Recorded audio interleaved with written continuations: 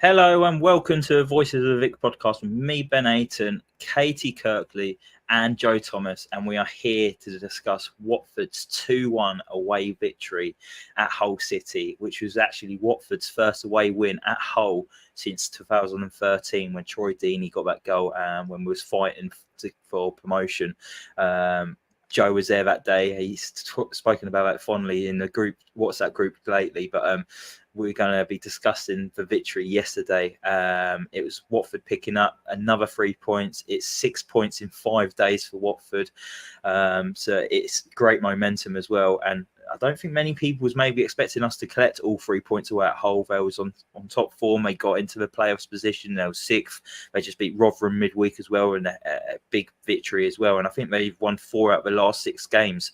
So it was going to be a tough game at Hull, but the boys rolled up their sleeves and delivered yesterday, and we're going to talk about that now. Firstly, I'll come to Caity first. Caity, you went to Hull yesterday, freezing cold, I can imagine. How are you and how was your trip? Yeah, no, I'm good. The trip was a disaster, but the win made it worth it. And overall, once we were there, it was fine. Just the trains being trains with all the strikes. But no, apart from that, it was really good, and I had a very enjoyable day. Brilliant. Well, thank you for bringing us with you as well. If you haven't seen it already, Caity did a matchday vlog. It's the Voices of Vic first matchday vlog of the season. So we're looking to do more of these. So Caity put together a quick 3-minute video of her day. Took you from Leicester all the way up to Hull and then back again. So yeah, really good. If you haven't seen it already, have a look on our YouTube channel and give it a watch. It's well worth it.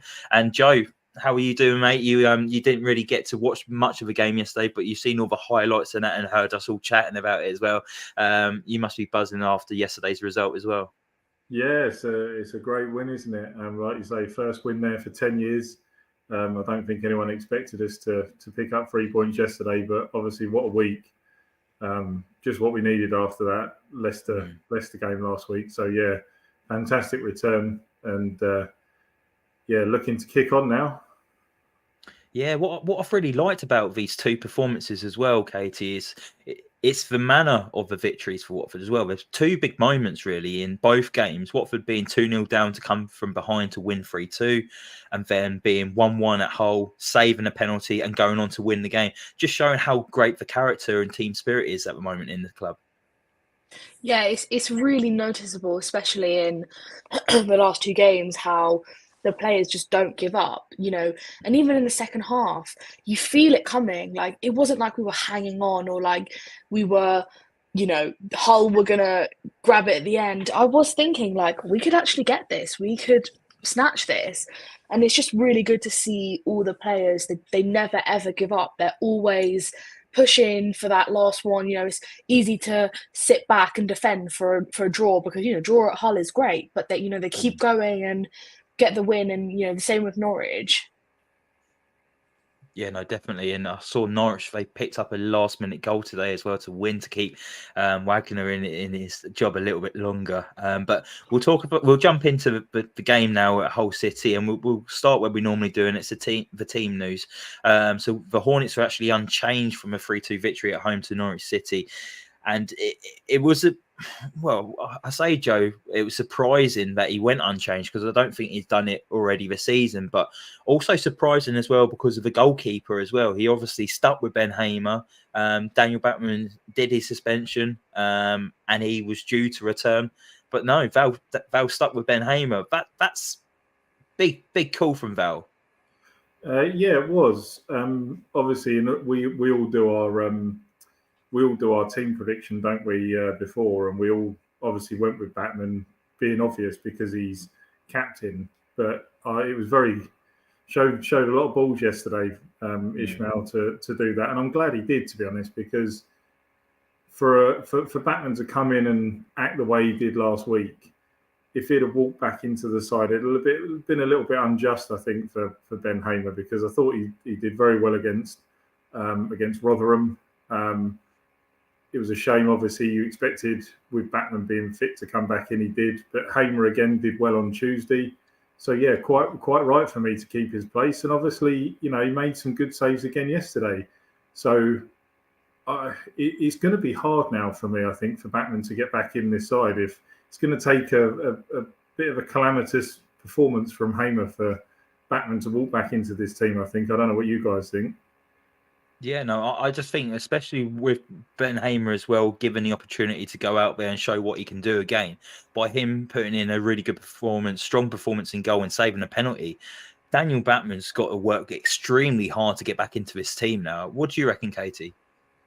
No, I completely agree with Joe. I think he has a lot to prove, Hamer, and I feel like he does do that a lot on the pitch, but you see him in the games, he's just a lot more composed than Bachmann. Like, Bachmann, I don't know, sometimes in games he just seems a bit like not focused.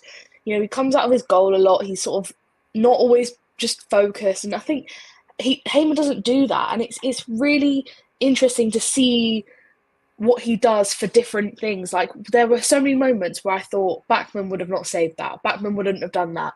And even when he saved the penalty, everyone was trying to like hug him or whatever, but he's going, no, look, there's a corner, like, focus, we can celebrate when the game's over. And even in one of his like post-match interviews, he was saying like, oh, Hoedt was trying to tell me about, wow, what a goal, and I was going, don't get comfortable now, like, there's still 10 minutes left of the game, or it was something like that. And I just think that shows distinct change in their attitudes, and I just feel like it just works. The team look more confident, especially in defence, when he's there. And I do think if Bachmann had walked into that team yesterday, it wouldn't have sent a good message towards Hamer, because I don't think he would have deserved to be dropped.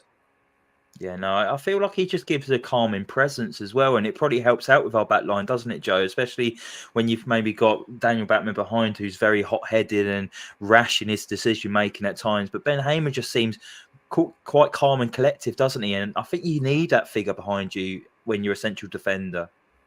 Yeah, he does. I completely agree. I think there just seems to be a bit more of a togetherness with him in that starting 11 as well. I mean, I don't know what it is with Dan Batman, but like Caity said, with Hamer, he just seems that he's a lot more composed. You can see that. You can see the team. I don't know. There is just something there that just feels a bit more right with him there. And like I say, I'm glad he played yesterday, and quite right as well. Good penalty save, and yeah. No, definitely. And thank you, everyone, for watching tonight. We've got a few comments in already. Alan Lathwell is back again for this evening. So, hi, Alan. Hope you're well. He says, evening all. Delighted with the result yesterday. The team is benefiting from a stability at the club right now. Val is finally getting his ideas across and getting closer to knowing his best team. And that's it, Caity, isn't it? Like, unchanged team. I think this is it. I think he's finally cracked it, as in he knows what his best starting 11 is. Yeah, I would say this is the team here. This is the team that should play every week. And even with the subs that he makes, it's not subs for the sake of subs. Each sub actually has a role to play. And when they come on, they are bringing something and adding something to the team. And yes, some games, there are different situations that you have to assess. Like, if you are 3-0 down or if you're winning, there are ways that you will tactically look at it. But I think with Ince coming on, and even when Pollock came on, he did what he needed to do, and I feel like it just shows how every player, regardless if they're in the starting 11 or they're on the bench, have a role to play when they come on, and they know what their role is. No, definitely. Jeff says Hamer has to stay in goal as well. Alan also says it's not that Backman lacks focus. The problem with this is too emotional. Hamer is much more calm of character and radiates throughout the team. I can't agree with any of that. And Caity, you're spot on there. I think the substitutes, they know their role at the moment as well. They know they'll come on and they've got a job to do, and they do it very well. And we'll talk about the substitutions later on, because I thought that first double substitution was massive for Watford, and it was a bit like, oh, I'm not too sure he's going for those subs, but it works a treat. We'll talk about that in a little bit, but let's dive straight into it. And it didn't take Watford too long to actually get the lead at Hull, and it was Mike predicted it, didn't he, in the WhatsApp group? He said Aiton Kiembe was going to score. So Mike's currently in New York with his missus. So hope you're having a great time, Mike. But he put in the WhatsApp group that Kiembe was going to score, and he got it absolutely spot on. And he was delighted as soon as he scored. It was like, I told you. And it was for young man Kiembe who picked up the goal. And it was fantastic work down that left-hand side, Joe, wasn't it? With the link up between Semra and Lewis, and we saw this last week, Tuesday against Norwich.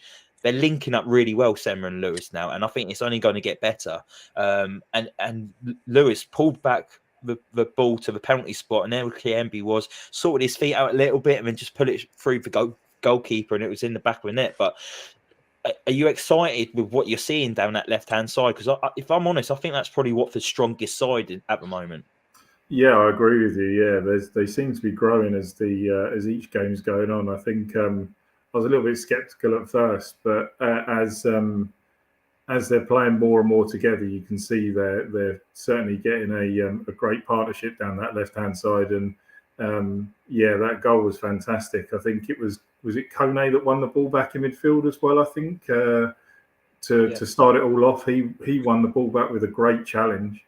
I was actually quite shocked that the referee didn't blow up, to be honest, because it was a little bit kind of one of those in the last couple of games, Caity. You know, the referees we've had, they've been a bit dodgy, haven't they? So I was quite surprised this one didn't blow up on that one. But yeah, to put the ball out wide and then for the ball to come across, he did look a little bit like he was going to get the ball stuck under his feet. But yeah, tremendous finish. It made it a little bit hard for the keeper, didn't it? It kind of went under a couple of players, so the keeper kind of didn't really know what was going on, but still fantastic finish. And yeah, delighted for Kiembe, because, you know, as I've said on some previous podcasts, I've not been his biggest supporter over the last maybe 12 months, but yeah, he's certainly playing his role in this midfield at the moment, and he deserved that yesterday.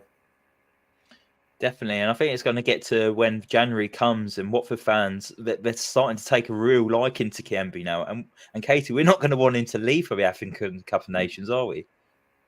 No, honestly, he's so key in this midfield, and I feel like if you had said last season that he was going to be one of our best midfielders, I would have thought that you were absolutely taking the piss. And I just think, like, he has seriously stepped up. In every podcast, I just feel like we're always echoing his name, saying how good he's been.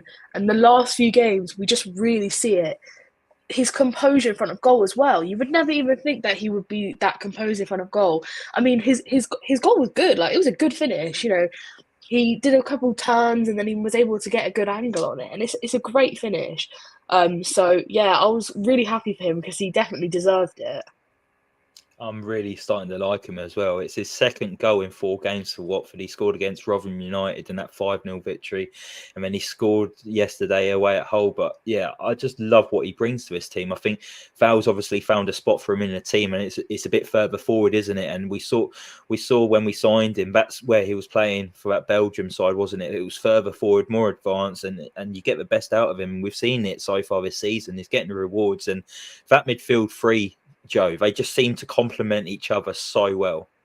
Yeah, they're doing really well at the moment. I mean, even yesterday, there was a couple of chances, I think, in the first half where Kone was getting forward as well. He had the chance just before the goal, didn't he, where Rajovic laid it off for him and he put it over.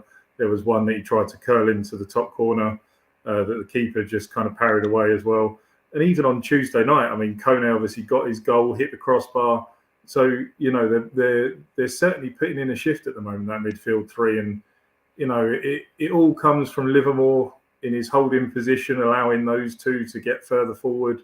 They've kind of got a license to do what they want in that midfield, knowing that he's going to be there. And yeah, as a midfield three, I wouldn't touch it at all unless absolutely necessary at the moment. No, I wouldn't touch it either. And hi to John Parslow as well tonight watching. Happy Sunday night, everyone.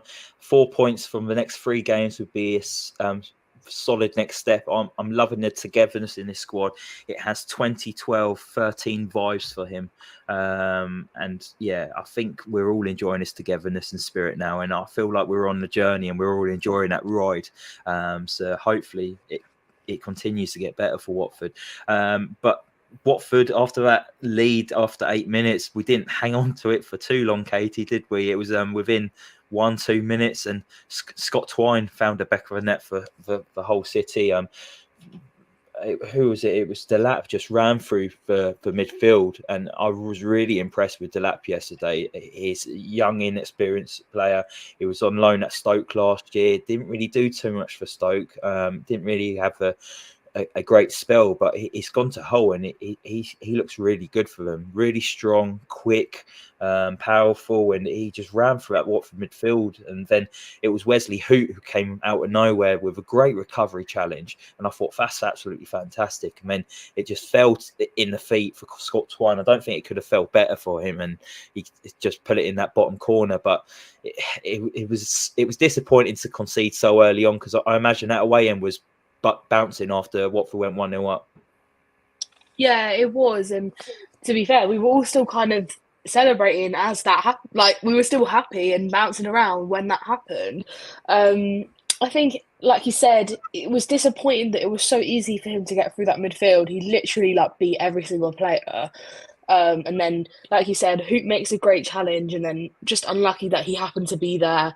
And he's never gonna miss from there. And I did say afterwards, I was like, I think Hamer could have done a bit better. He dives quite late, but after looking back, I actually think that it's quite a good finish, and I'm not really sure what more you could do. But it was disappointing, because I thought it wasn't like we switched off. I just think we made it very easy for them to get that goal, and it wasn't deserved, because I thought we'd been quite on top for the first 10 minutes, and obviously with the goal. But like we said, we never make it easy for ourselves. No, Watford never make it easy for themselves. And Joey, it was, like Caity says, just disappointing to concede, wasn't it? So quickly after the game, and it was a great finish, but yeah, just disappointing. Yeah, it was. It was. I mean, make no mistake, it was a good run. It was a bit. You know what we're like with challenges like that. We just don't ever put a foot in, do we? We let people run around us like that sometimes. And yeah, I mean, he did very well. Hoedt came across brilliantly. And it was one of those, it just sat up. We weren't quick enough to Hoedt challenge, and Twine had a great finish in the into the bottom corner. But yeah, I don't think Hamer could have done anything more with that. And yeah, just disappointing that it was so quick. Doesn't really happen very often with us these days, is it, though? Those sort of quick fire equalisers. I don't recall too many of late, but yeah. Yeah, I can't recall any either. Well, not this season anyway. But Caity, it was, I don't know how you felt being in the stadium, but I thought that first half in particular, it was just end to end, wasn't it? So high energy. It was just like, you have the ball, we have the ball, and it was just full on attack, and it was so great to see. And for one bit that I absolutely enjoyed was Ken Sema just running through 3 or 4 players, bursting the gut, just dragging the players up the pitch, and then off the back of that, Kone had a shot on the edge of the box where he tried to curl it in the top corner, and I thought that was in for 1 second, but it was end to end, wasn't it? Yeah, I thought that went in as well. Like I said in the vlog, it was actually a really good game, and I feel like people were saying that, the stats make it look like Hull were all over us, and it does, because it says they had 23 shots, we only had 10, but it didn't feel like that watching it. I didn't feel like we were trailing always.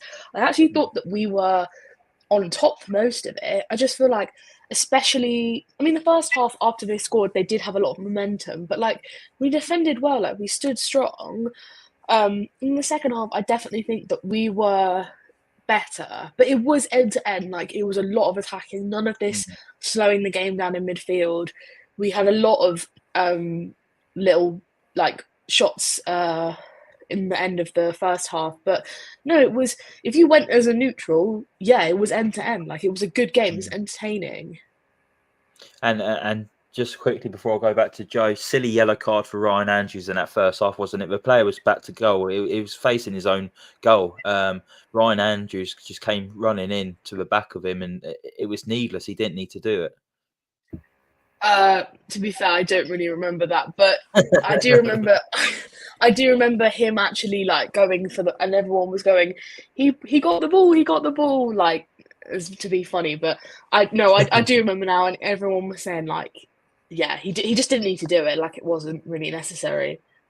No, definitely, because he did really well against Philogene yesterday. He had him, he was marking him really well, and then I thought once he got booked, he couldn't get as close to him, and he couldn't make challenges, and then it played into his hands, and then Val obviously took him off in the second half because of that yellow card. But yeah, it's just, I think that's what obviously he needs to learn from Joe, isn't it?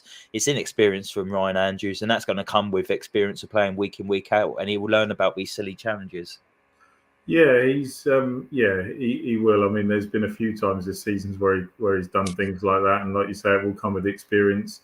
He's growing in this side as well, and again, you know, as I said in our group chat, I think the team at the moment with that goalkeeper, the back four, and the midfield three, I think those 8 players are pretty much untouchable at the moment. And Ryan Andrews, yeah, when Ngakia is fit again, obviously we don't know when that'll be, a couple of months.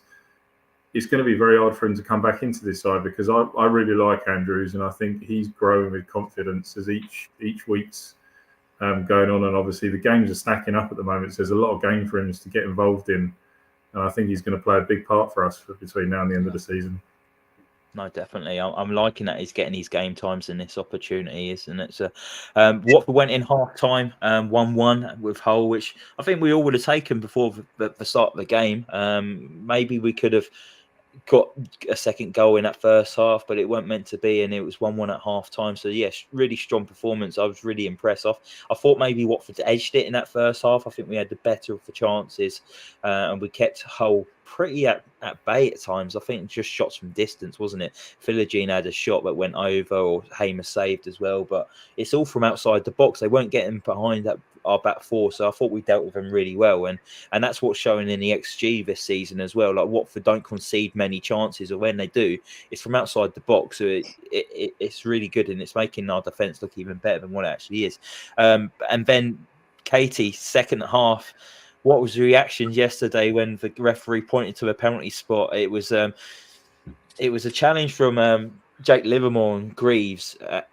I've watched it so many times, and I feel hard done by just for how it was given. I felt like Greaves was looking for it. He saw that Livermore went in. He threw his leg in towards him, and if anything, I think he saw that and he thought, I'm going to go down here because it's in the penalty box. If that was outside the penalty box, he would have stayed on his feet, and I felt like he just bought the foul and bought the penalty. What was the reaction and your thoughts in that away end? Because that would have been directly in front of you. Yeah, it literally happened, like, because I was quite low down. I literally saw it happen, and obviously I saw the back of him, so I saw the ball, I saw the challenge, and then he went down, and I was like, well, it was already delayed from when he's put his foot in anyway, and I was just thinking, you would expect Livermore to make that challenge anyway, because there was a lot of challenges that we made in that penalty box throughout the game where we were able to take the ball out of their feet, and that was all fine. But as soon as he goes down for it, I feel like from certain angles, it does look like he's clipped him. And when I've watched the highlights, yeah, he does clip him. I did, in the moment, feel quite like it was undeserved. And even my boyfriend, who is not a Watford fan, said that it was not a penalty. And if that had been a Leicester one, he would have felt very angry if that was given. So, yeah, and the reaction the way end was very like, is it really a penalty? No. but I can see why it was given. But we did feel quite hard done by. Yeah. No, I would be as well, especially travelling all that way, and you feel like it's a softish penalty, wasn't it? I felt like, yeah, I just thought he bought it. The referee saw him coming, and he just, pointed to that spot. Joe, what was your thoughts on that penalty yesterday? Yeah, it was a soft one for me, but as we see in most weeks in this league, there are penalties that should be penalties that don't get given, and there are soft ones that are really soft that shouldn't be given, and they're given. So you go in with your foot in like that, and a player goes over, you're going to expect something, whether it be a yellow card for simulation or a penalty. And the referee bought it, didn't he, yesterday, and he gave a penalty. So I personally wouldn't have given it myself. I felt Livermore was hard done by, but we got the right result in the end from the resulting penalty, didn't we? So yeah, when I was watching it on the stream, you could see Livermore was devastated with it as well, and he went up to Greaves as well and was like pointing and talking to him in the face, just saying, "You know what you did there." He even grabbed his hair as well and like tugged it, and it was really. Yeah, you could see that he was distraught from it as well, especially after the performances Jake Livermore's put in lately. He felt like he really cost his team there yesterday. But Caity, it was his teammate that got him out of trouble, and it was Ben Hamer, the deputy goalkeeper to Daniel Batman, or the new Watford's number one. He is at the moment. He came in, fantastic save down to his right, really strong hand behind it as well. But what a fantastic save! Yeah, it was a really good save. And again, when I was watching, I was thinking that was an awful penalty. There was no power on that. But then when I watched the highlights, I was like, oh, he actually did try. Like, it's a great save. And I think the best thing about him was that when the penalty was given, he wasn't all up in the ref's face like, no, it's never a penalty. He took himself away. He took himself to the goal. He composed himself. He didn't get, like people have been saying in the comments, he didn't get emotional about it. He knew what his job was, and it paid off because he's done exactly what he needed to do. And I was literally thinking, I was like, that's never a penalty. He's going to save it because he's going to get us out of it because it wasn't supposed to be a penalty. So genuinely, like, if you can't drop this man, you can't. He's done so much in the space of like 3 games. He's literally done more than Backman's done in the whole season. I agree. I think every Watford fan agree with that statement there. So yeah, we all want to see him in goal when Watford face Southampton next Saturday. Joe, what I really liked about this, and you probably did as well, is as well as the penalty save, it was the reaction afterwards. Obviously, all the Watford fans, players, you could see that he was delighted for it. They went over to him, but he was like, "Come on, boys, concentrate. It's a corner," and he was pointing straight away to saying, "Do your jobs." Yeah, he was. It was brilliant. You know, they all wanted to celebrate with him. It was a great moment, obviously, for him. But yeah, like Caity said, they all, they still have a job to do. There's still time left in the game. Obviously, from those situations, teams like to try and take quick corners sometimes. And obviously, he was trying to be alert to that so that we didn't get caught out from the results in corner. I've got to say, my best bit, and I have watched this probably about, I'm going to say nearly a dozen times, is Ryan Porteous' reaction to the penalty save. He literally got up in his face and he was proper going for it, wasn't he? Like there was a lot of passion on his face when that was saved. So yeah, that was my best part of the penalty save. Yeah, ran up to Philogene, didn't he? Sprinted up to him and pointed into his face, and he said something, didn't he? And whilst he was laughing at the same point, and you just know that's coming from Porto, don't you? That's the type of player that he is.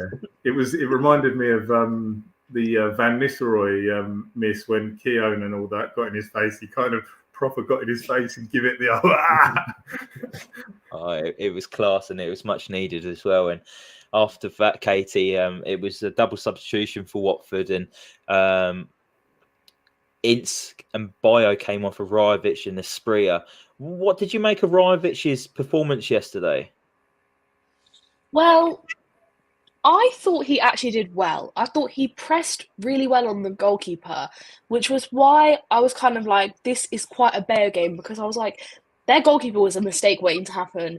He really played far out with the ball a lot. A lot of like the quick passing from the back. And Rajovic was a lot of times, I think there was a chance maybe just before he went off and he almost got it. Like he literally was like one step away from winning the ball off him.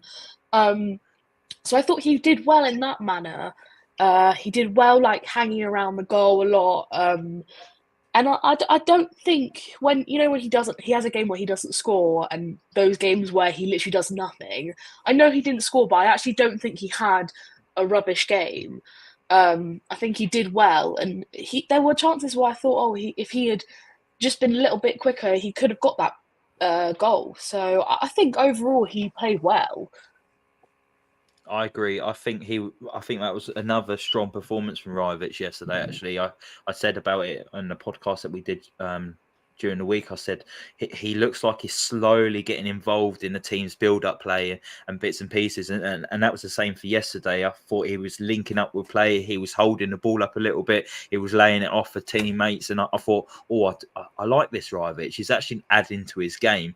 Okay, I don't think we added any deliveries into a box for him to get onto the end of, but he was there adding to the team's performance away from home, and I really did like that from Rajovic. And also for the subs coming on, Caity, Ince and Bio, like when you see those two players coming on, you may be thinking, I'm not too sure that's right, but I thought Val got it spot on. Yeah, no, I agree. Espila had a really good game. I thought he was so quick and like really attacking. I thought he really had a good game.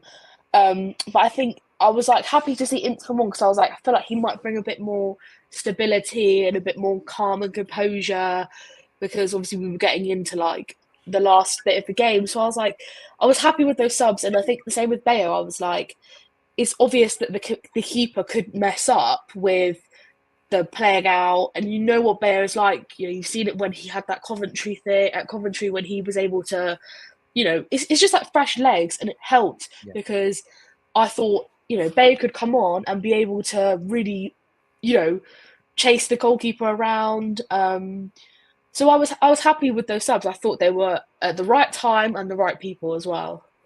Yeah, Ince really put in a shift yesterday, didn't he? I thought he helped double up on Philogene on that right-hand side with Andrews or Porteous. I know Porteous went over to right back at one point as well. And I thought he did really well. And I thought his game management as well, down to that far corner where there was time wasting and trying to keep the ball up in the corner of Hull, was absolutely spot on and much needed as well to give that defence that added relief of trying to keep the ball up the other end. But Joe, it wasn't too long after that double substitution. I think we saw the goal of the season for Watford, and it was Wesley Hoedt, and fantastic interception for Wesley Hoedt for starters. And then he just looks up, plays it over the goalkeeper's head, and Katie's going absolutely berserking at away end. Yeah, it was just something else, wasn't it? It kind of reminded me from when Chris Eagles scored a goal from that sort of distance away at Brighton back in, I'm going to say 2006, showing my age. And I remember a lot of people, obviously we didn't have social media then, so it was more talking among friends and stuff after. And a lot of people said they were jealous they weren't there to witness such a special goal and blah, blah, blah. And yeah, I got the old FOMO yesterday when I saw the goal and saw the... it was just superb. He done really well to win the ball back, first of all, but just to have one look up and see the keeper kind of off his line slightly. I don't know what's better, the strike or the keeper turning around and having a go at the defence. I don't really know what the defence can do there. I mean, it was sloppy to give the ball away, yes, and so cheaply, but like you can't do anything about a strike like that. And Rossini, even he was... I think he referred to it on ITV as he said, "Hoedt hit it from 100 yards." It was some strike and fully deserved for him. I mean, he's just been something else over the last few games for me. He's just been brilliant. Yeah, a proper captain's performance from Wesley Hoedt yesterday as well. I thought it was superb from start to finish, but what a quality goal as well. But you're spot on there. What I loved about that goal so much was the keeper's reaction to when it went in. It was bollocking his defenders like it was the defender's fault. And he didn't even throw his arm up into the air to try and stop it from going in. He just like gave a little hop, thinking that it was going to clear his crossbar. But little did he know that Hoedt found that tiniest little spot under that crossbar. And yeah, Watford were 2-1 up. But Caity, what was it like in that away end when that went in, and when you saw Wesley Hoedt was charging towards you? So obviously, when he kicked the ball, I had my head in my hands. I was like, "Why has he done that? He's just given the ball, like he just kicked the ball for no reason." I thought it was just a miss kick, and it was only when, because obviously it hit the net, and I thought, "Oh, it's just hit the other side, like the outside or the back." And then he starts running over, and then you see the ref point, and I was like, has he just scored? Everyone goes crazy, and I'm actually in that picture where he's the one that we're using, but the guy in front of me was stood on his chair, so you can only see like the side of my face, and I'm like right in that corner. So I was like so annoyed because I was like, such a good picture. I could literally be in it, but someone's blocking it. But no, it was honestly such, like, I have never experienced limbs like that. And I haven't seen Watford win away since we beat Aston Villa 1-0 like 2 years ago or whatever. So genuinely that, and it was, what a goal as well. Like, it was great to go ahead and to win, but the goal, honestly, goal of the season, goal of the year, goal of the century, I don't know, literally, this man is just, he's just incredible. Everything he does, like the performance plus the goal, like, he's just amazing. He's just incredible. Yeah, I think we've all got a man crush on him as it is. He's such a handsome guy, ain't he? But to deliver the goods on the football pitch as well is, honestly, he's been so good lately, and I think solid. Let's just talk about him a little bit more now, because Joe, he's up there for player of the season at the moment. He has been so cool and calm at the bat. He's been a rock. He's showing proper captain's performances now, showing Daniel Batman how to do it, and to chip in with, that's his second goal of the season now as well. He's definitely up there for player of the season running, isn't he? Yeah, 100%. I mean, if you would stop the season now and say vote for who you want, I'd be voting Wesley Hoedt all day long. But it's not just, I mean, it's just, there's been so many occasions. I think there was like 2 or 3 yesterday where he's put challenges in to stop the ball going in, like they're shot blocking challenges that he's putting in. They're not just trying to win the ball back. Apart from those, his composure on the ball when he's looking to pass, he looks up. He doesn't just punt the ball, because when we had Cathcart in the team, Cathcart a lot of the time would get the ball and he'd just kick the ball and he'd be like, where are you putting that? But who actually looks? He looks to pass to someone in a positive way as opposed to going sideways. He's always trying to get forward from that left-hand side, isn't he? And he plays a big role in, for me, in that Lewis and Sema partnership as well, because he gives Lewis a little bit of a license to get a little bit further forward, because I think he's so commanding in that position. He does drift over sometimes. If like Lewis is a bit further forward, I actually kind of don't worry if someone's going to come forward a little bit at you, because I know Hoedt's going to be there, and Hoedt will do his best to try and stop attacks as well. So yeah, for me at the moment, I think Livermore is a close second. I think Livermore, don't make no mistake about the shifts he's putting in as well. But yeah, based on what Hoedt's doing at the moment, 100% I would be changing the captaincy over to Wesley Hoedt. This is it, and people already, Caity, have been talking about wanting to give the armband, well, obviously strip the armband of Daniel Batman, and then there was loads of talks a couple of weeks ago saying give it to Jake Livermore. But we've seen his performances, and I don't think Jake Livermore needs the captain armbands to make his performances any better. I think that's just what you get with Jake Livermore, and he's a captain with or without the armband. But Wesley Hoedt, I think he deserves that captain's armbands, and I think he would respect it with Watford as well. Yeah, I was going to literally say what you said. I just think Livermore doesn't need the captain's armband to act like a captain. It is just what you get with him, and it's so good to have these leaders in and around the squad that don't need to be rewarded with praise or like the armband. In all of Val's interviews where he's spoken about him, he just says Jake Livermore does what he does. That's what he is. That's what he's like, and it's so good to know that he doesn't have to feel like he knows that it doesn't go unnoticed, but that's just what he does all the time. And I feel like with Hoedt as well, he's really stepped up, because I definitely remember people like not hyping him up last year, saying that he wasn't the best, inconsistent. And again, he's really stepped up. It's like he's a different player now. And again, with the armband, he's not. But at the beginning of the season, he was not someone who I would have thought would be. I remember when they announced who was like, when they said Backman was going to be the captain, they released like the names of the people who were going to be like, and he was on there. And I remember thinking, really? I would not have expected that.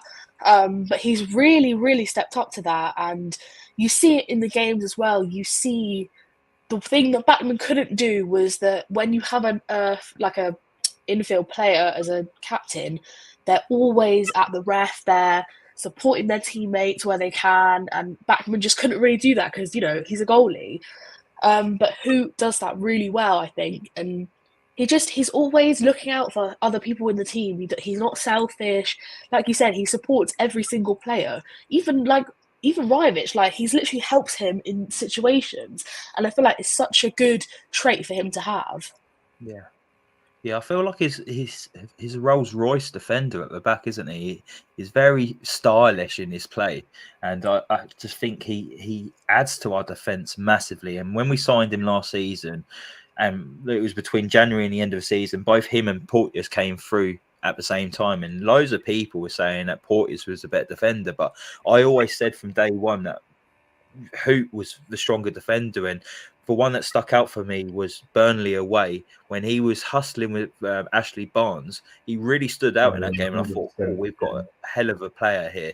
The way he handled him, it was in Barnes's head as well. Like, mentally, he messed with his back guy's head. I don't think he's fully recovered since, has he? And I just think he's such a character to have behind the scenes as well. And I know when we signed him as well, people saying about how he was a bad egg, he's bad attitude because of his time at Anderlecht.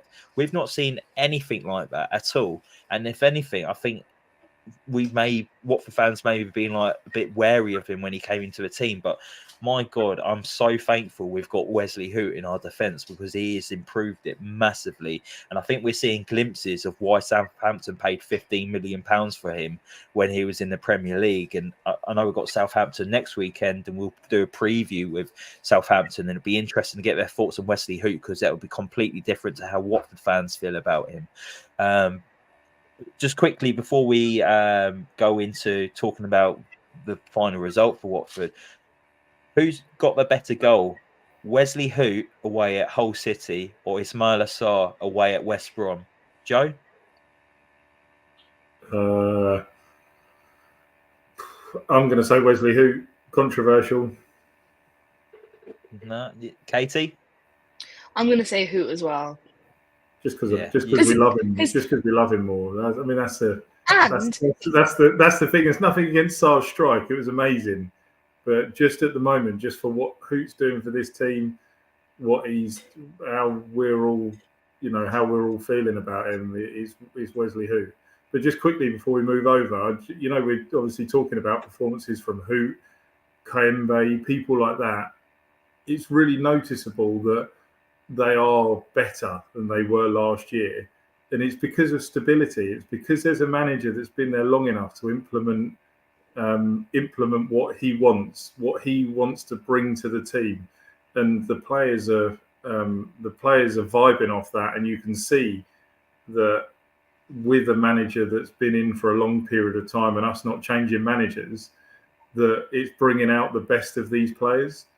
And I think had we had someone like that last season, we may have seen that. But because we change managers so frequently, we weren't seeing that last season, and it was obviously probably frustrating for them. But now they've got a manager that cares, that's obviously bringing discipline, that's bringing togetherness. All the fans are connected to the team again.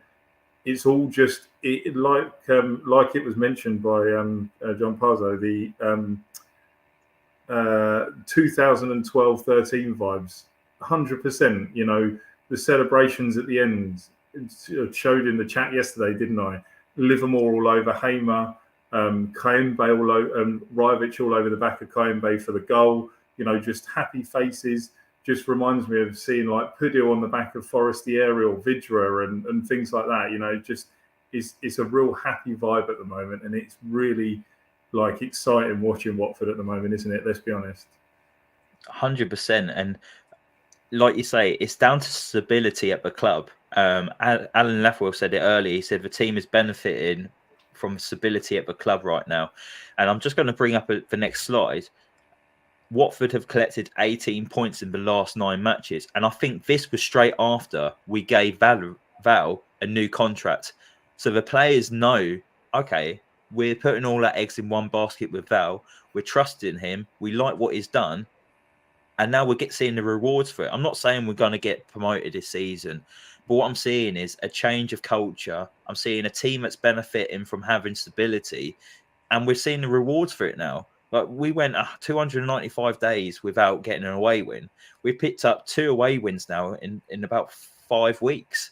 Like it's so much more enjoyable for away fans to go to. Like Caity trekking up and down the country. Her trains got cancelled on the way back, and her boyfriend's dad had to come pick her up. But she wouldn't swap that still from seeing Watford win away. Like they're so hard to come by. To pick up, and it is all down to stability, isn't it, Caity? Yeah, even now there hasn't been a period. Obviously, I want to watch Watford, even if we're losing. Of course, I'm going to watch Watford, even if we're the worst we've ever been. I'm still going to watch, but I actually want to go to games now. I'm looking forward to going to games because I'm looking forward to how we're going to play.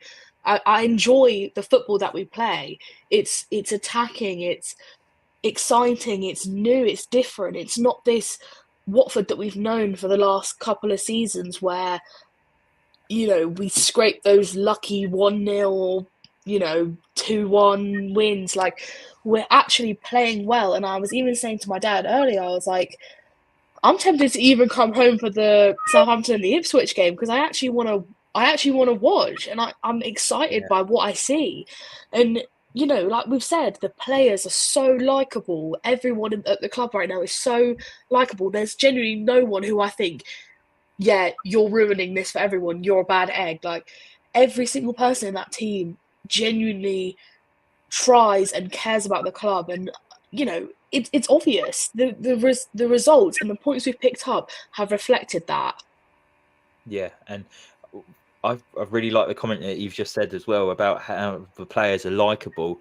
Joe, I actually think the players like each other as well, and that's a massive thing as well, because we've looked at this team lately, the last couple of seasons, and you can tell there's maybe a bit of friction between certain players in between the squad and that, and they don't seem on the same page.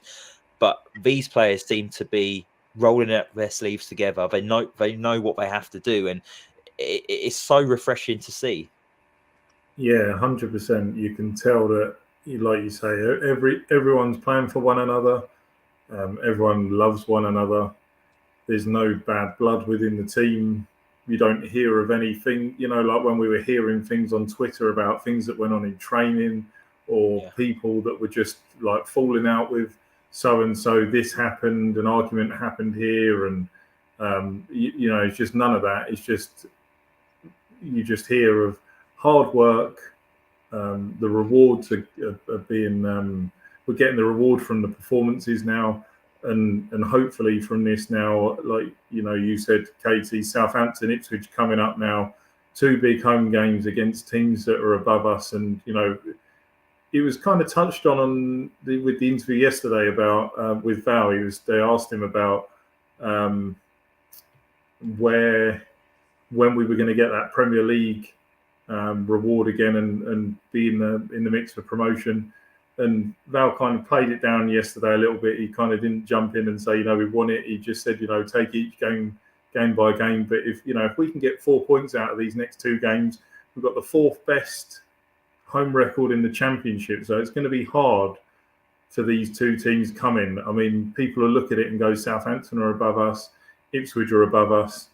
But I don't think it's going to be as easy as what people think. And I do think that midfield is going to play a big part. And I do think it's going to be a big 2 games. And I genuinely believe that at the very least we'll come out with 4 points out of it. Yeah, and a quote I really liked from Val yesterday as well in his news conference was, we're ready tactically, we're ready physically, we're ready technically, but most important thing is we're ready mentally. And that's what we're seeing this season, isn't it, Caity? It's the mindset of the players. And we've actually seen that in the last 2 games. The mentality of this squad is so strong. It actually makes me quite emotional thinking about how far this squad has come from. Not even genuinely, I actually do, because there was a point I can't remember when, like a few seasons ago, when it was really low, and I literally I remember crying after games, thinking this squad is so bad. I do not want to watch games. I do not like this team. I do not like any of the players, and the fact that we're now the opposite of that. We're so. Like Val has said, mentally strong, physically strong. They are doing so well. I didn't even think we would have picked up points against Norwich and Hull. I thought going into this period we were getting 0 points. Yes, okay, we lost to Leicester, whatever, fine. But these 2 games, we've picked up 6 points. I would not have thought that. And going into Southampton and Ipswich, yeah, they are really, really tough. But I don't feel as nervous. I don't feel like we're going to go in and get nothing. I think we will definitely, and even if we don't win, because I don't think we can sit here and say, yeah, we're going to beat them both. I mean, it would be great to, and we should go in with that mindset of trying to, because I think, Southampton, maybe we could get a win. Ipswich, maybe a draw. I don't know. But I just think, I know that the players will be going in with the winning mindset. I know that they will go in to those games wanting the win. I know they're going to try their best, regardless of the outcome. I know that it's going to be an interesting game. I know that they're going to try, and that's all we can ask of them. No, definitely. That's all we want from our team, isn't it? And I'm not expecting it to be rosy for the rest of the season. There is going to be bumps in the road, isn't there, Joe? But we're fully on board with the rebuild that we've seen at this club, and they shipped out so many players in the summer, and it was much needed. There was loads of bad eggs and attitudes that we need to get rid of, and stale players, and we've done that all in one window. But now, with January approaching, it's about adding players into certain areas, and I don't think it needs a massive overhaul again. I think it just needs 1 or 2 quality upgraded players onto what we've got already. Yeah, I'm with you there. I said in our chat this morning, I think it was, or last night, that if we can get a solid striker that's that's someone from somewhere that we know is going to bang in a few goals more than what we're getting up top at the moment. Listen, I'm not saying for 1 minute, Rajovic has obviously scored 7 goals for us. He is putting in a shift and he is trying. But how Cameron Archer went to Middlesbrough in January last year, didn't he? And he managed to bang in, I can't remember, 10 or 12 goals between then and the end of the season. If we can get someone there, I did after the links with United and Palestri. If we can get someone like that that's just got that bit of quality, that's really good, that can take us up a gear. And again, I'm not for 1 minute saying that Ken Sema doesn't deserve to be on that left hand side, but if someone like Palestri could come in with the team that we've got, and we've got a better striker, I do believe that, like you say, with 1 or 2 additions, it doesn't need to be a massive overhaul in this window. Yeah. And I hope that we don't try and look to get 4 or 5 players in to try and add to the squad. Get those 2 players in those positions. I do believe we're gonna be a strong contender now for me for the playoffs. It's not that, when we were at the beginning of this season, we all sat on this podcast and we all said that we were kind of a little bit skeptical about some of the players that came in and worried about where we were going to finish and how it was going to end. But now, with what we're seeing, with what Val's implementing and the players that we've got, I do believe with that togetherness and with the fans on board and everything clicking, that it's just going to be that we're all in it and we're just going to hope and we'll get there because we've got that character and we've got that stability now. I don't think it's going to be because we've got the best team in the league. It's going to be based on that togetherness and the fact that the fans are going to carry them through games where, you know, for example, like next weekend, well, even like Norwich the other night, the fans fully got on board. Once we were 2-2, back to 2-2, those fans got on board, didn't they? And they kind of carried the players over the kind of final 20 minutes on Tuesday. So we're going to have a lot of games like that, but I'm here for it. And I can't wait for the rest of the season. I know, it's given us that buzz. We've all got excited, haven't we? It's grabbed us and we're fully invested now. What I do want to see, though, from the fans is I want to see more songs for these players as well. And I know we had one yesterday, didn't we? Super Ben Hamer in goal, which I absolutely loved. But we need to see more of it. I think WD18 alluded to it yesterday. I think Val needs a song. I think we need to show him our support as well. And if we can give more songs to players that are performing week in, week out, that's only going to help build that relationship and that bond. So I hope we can get our thinking caps on and we can come up with a few songs.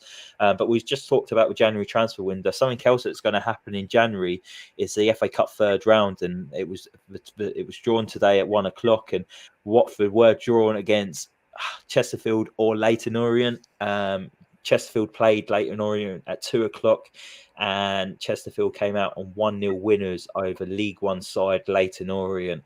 So there will be a third round tie at Vicarage Road. It will be Watford's only game at home in January because obviously we had to swap our opening league game with QPR.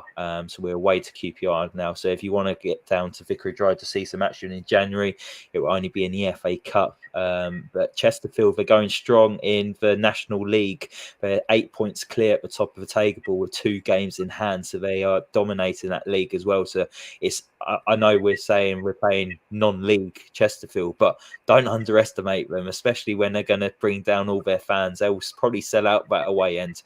They're going to be in full voice and they're winning week in, week out. So they're going to want to carry on that momentum. But Caity, what was your thoughts on the FA Cup tie? Was you kind of hoping for a home game or did you want an away game? To be fair, I like the home games and I'm going to be back at home for Christmas, so I'll be able to go to it. But I wouldn't have minded an away game either. I feel like it's going to be tough regardless. People always think that these draws are like easy draws, but actually sometimes they're even harder than the Prem ones that you get because they'll be up for it. They'll have, like you said, all their fans there. It's going to be tough for us, and I'm sure we'll probably play a second team, maybe see some youth as well. And part of me was like, oh, I really want to do an FA Cup run this season, but if we're also now how I see how we're performing in the league, and like that is kind of something that I want it to be our main focus. I don't want us to drop off from doing so well in the league because we're focused on the FA Cup. So I'm not that fussed about it. Obviously, it's nice to have a home game in January, but it will be good regardless. And I think it will be an interesting game. Yeah, I think it's a great tie to have for Watford if you want to go further in a competition, but just don't underestimate Chesterfield. I think that's the main key, isn't it? Don't underestimate them. Go there with a game plan, and you have to work to it and stick to it and get the win. But I think it's a good opportunity for Watford to progress into the fourth round. Joe, what did you think of the draw? It's an intriguing one, because Chesterfield, I watched them in their first round tie against Portsmouth. They were really good that day. Obviously, that was Portsmouth's first defeat in 90 minutes since February at that point. So, did really well that day. Obviously, another team that's Orient are in League One, aren't they? So it's another League One team that they've knocked out. So it's a really intriguing tie. Obviously, it's going to be a free hit for them. They've only lost, I think, once in about 15 or 16 games, I think it is, in the National League. And that was a 2-1 away defeat recently. I think it was Southend they lost to. So, yeah, they're going great guns. I kind of expect, like Caity said, I expect it to be a bit of a mixture. It'd be nice to see a couple of people like... a couple of the youngsters coming. I'm just trying to think. Greaves, it'd be nice to see him maybe come into midfield, get a bit of a chance.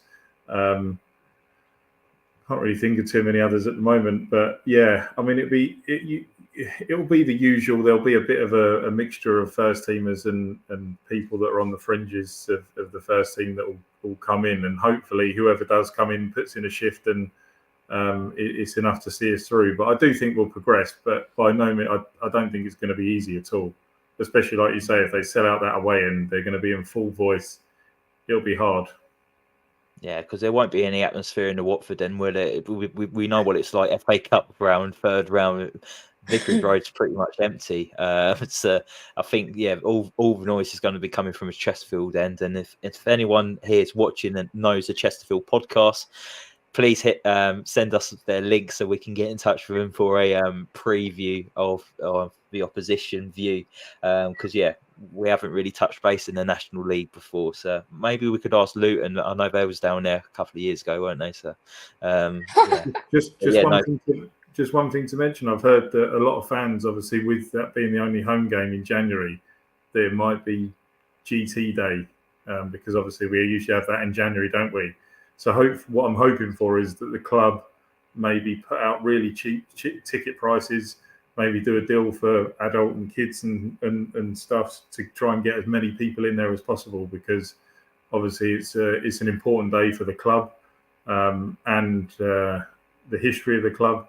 So I'm hoping, yeah, if they can announce some cheap tickets, that a lot of fans will turn up, and it will still be as memorable as some of the other days that we've done for him. No, that's a great shout, mate. Hopefully they do, and that they're listening to this. But yeah, even something like, could you rather fill the Vic by giving out cheap tickets? Because the people that are coming through are going to be buying food and drink once they're inside the stadium, so that's where they're going to be able to make the money back. So even if they did, like back in our day, weren't it? It was kids for £1, wasn't it? Bring that back again, and like maybe £5 adult tickets. Fill that Vicarage Road out. I think it's just a great way of getting people behind the team. You might even attract new supporters as well with those prices as well. So yeah, why not? Well, look at Blackburn. They're normally cheap anyway. Look at Black. Sorry, Katie, it's going. Look what Blackburn have done for their game. The game with us just before Christmas. £11 for an adult ticket. You know, they're trying to get as much of the community. Obviously, with it being close to Christmas, they're trying to do a good thing to try and pack out the ground. So yeah, fair play to them. And they've not only done it for home fans, they've done it for away fans as well. So yeah, I mean, hope it'd be good just for clubs to do more stuff like this, because you know it is hard in the Championship, isn't it? You know, it is ticket because there's no price cap. People kind of have a license to do what they want with prices, but hopefully with stuff like, I mean, Hull was £20 for an adult yesterday, I believe. Katie was. I know you don't pay that, but I think it was £20. I think Preston's £20 in a couple of weeks. Blackburn is cheap.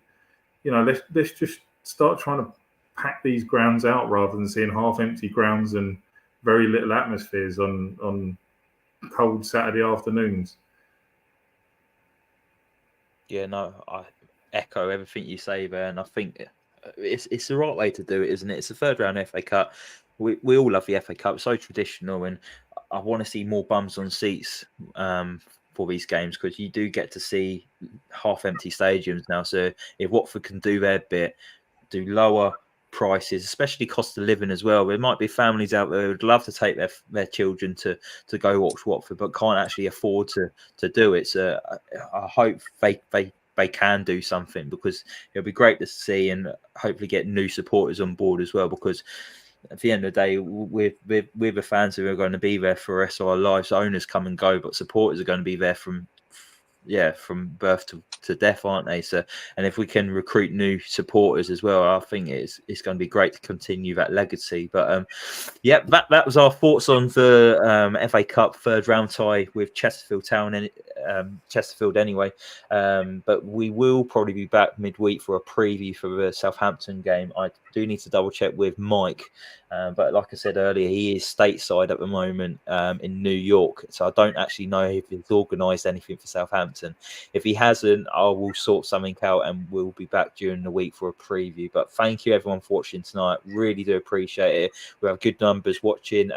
So if you've liked the video, hit that like button and also hit that subscribe button as well. We've picked up a few more subscribers in the last couple of days as well, and it has been helped by Katie's putting out that matchday vlog as well. We've had a few more after that, so hopefully more of those going forward, Katie. But yeah, thank you everyone, and we will be back soon. We're actually recording our Christmas special next Sunday as well. It's going to be put out just before Christmas, but we're all really looking forward to it. And as you can see behind my shoulder, I've got my Christmas tree up in preparation for it already. Yeah, and my new Watford Christmas jumpers arrived as well, which I'm absolutely buzzing about. It's a complete belter. But yeah, thank you for watching tonight, everyone, and we'll be back soon. So come on, you Orns.